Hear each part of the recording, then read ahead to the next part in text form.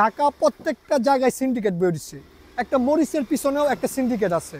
আপনি মরিচ উৎপাদন করেও নিয়ে মরিচ বেচতেন ওই সিন্ডিকেট ছাড়া।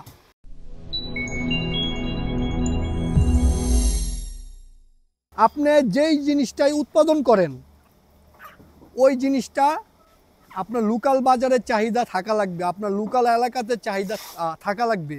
আপনি চাইলেই একটা জিনিস, ধরেন আমি গাজীপুরে এই দেশি মুরগিটা পালন করতেছি, আমি চাইলেই এই মুরগিটা গাজীপুর থেকে ঢাকা নিয়ে বিক্রি করতে পারবো না।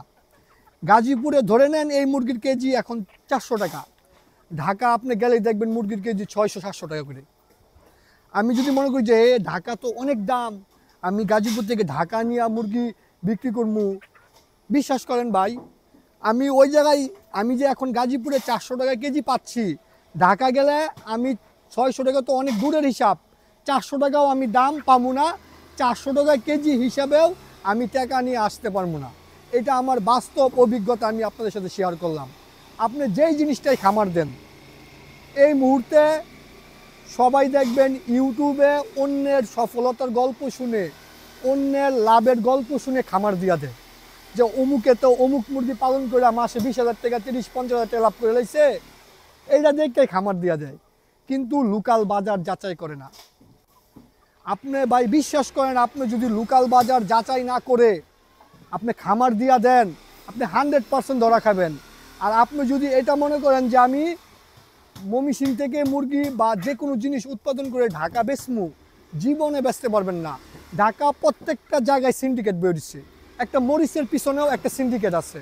আপনি মরিচ উৎপাদন করেও নিয়ে মরিচ বেচতেন ওই সিন্ডিকেট ছাড়া।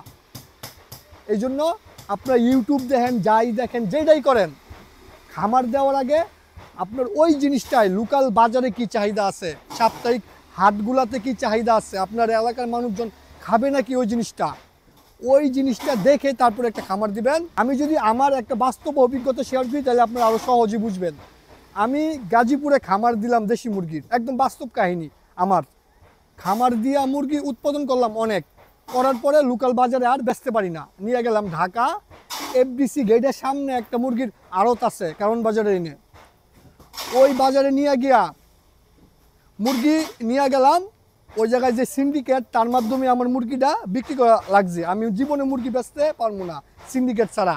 হ্যাঁ, মুরগি বেচা হিসাব করলো, এই খাজনা, এই টাকা হেয়ার কমিশন, এই টাকা ভিডের কমিশন, এইটা খাঁচার মুরগি থইছি এই কমিশন, যার এই জায়গা হেয়ার কমিশন, এই কমিশন, এই কমিশন, লেউডার কমিশন, কয়া হিসাব কইরা 400 টাকার নিচে আমার মুরগি দামাইয়া পড়ছে।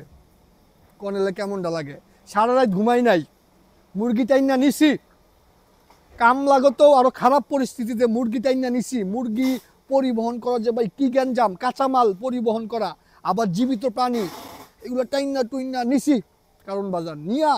হাইরে ক্ষুদা, সকালবেলা যে সময় মুরগি বেচছে এমন একটা ধরায়া দিহি যে আমার মানে আমি গাজীপুরে যেই দাম পাইতাম সেটাও নাই। কষ্ট তো গেল জাহান্নামে, ভাড়া তো গেল, সব গেল আমার। পরে এমন করে একবার না কয়েকবার গেছি, বিপদে পড়ছি, মুরগি বেচতে পারি না। গাজীপুরে অনেক বেশি মুরগি হয়েছে, বাধ্যতামূলক লস দেওয়া আমার মুরগিটা বেচা লাগবো, মুরগি থয়ে দিলে খাইবো, বড় হইতো না ঠিক মতো। কয়েকবার নিয়ে গেলাম, নিয়ে পরে এই শিক্ষাটা আমার হয়েছে। ঠিক আছে, এই জন্য আমার অভিজ্ঞতাটাই আমি বলি, আপনি যেইটার খামার দেন, যা মন চাই করেন, কিন্তু ওই জিনিসটা যেন আপনার লোকাল বাজারে চলে। আপনি যদি ঢাকা টার্গেট করে একটা খামার দেন, ঢাকায় জীবনে বেচতে পারবেন না ভাই। ঢাকা মানে এত সিন্ডিকেট ভরা, কি বললাম যে মরিচের পিছু একটা সিন্ডিকেট আছে। আপনি মরিচ বেচতে গেলে ওই সিন্ডিকেট ছাড়া বেচতে পারবেন না, আর প্রচুর কষ্ট হয় ওই জায়গায় জিনিস বেচা, প্রচুর কষ্ট। এই জন্য খামার দেন, ইউটিউব দেখেন, যা মন চাই করেন, ওইটা করার আগে লোকাল বাজারটা ভাই দেখবেন। একদম একটা বেস্ট পরামর্শ দিয়ে দিলাম। লোকাল বাজার এমন অনেক খামারি আছে, আমি নিজে আপনাদেরকে এখনই ফোন দিয়া পারমু, হ্যাঁ এলাকায় মুরগি হ্যাঁ বেচতারে না, মুরগি উৎপাদন করে লাইছে কিন্তু এখন বেচ থেকে ভালো দাম পায়, এখন কি করবো কোন? তো তার তো আগে খামার দেওয়ার আগে লোকাল বাজার যাচাই করার প্রয়োজন ছিল। যাচাই করা বলতে কি, মানে বৈশা মুরগি বেচা দরকার ছিল।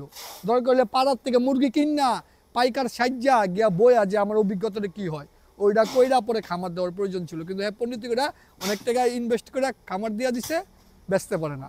আরেকটা জিনিস বলে দেই, অনেকে অনলাইনে জিনিস বেচে, অনলাইনে 100 জনের ভিতরে একজন মাল বেচতে পারবো, আর 99 জনই মাল বেচতে পারবো না।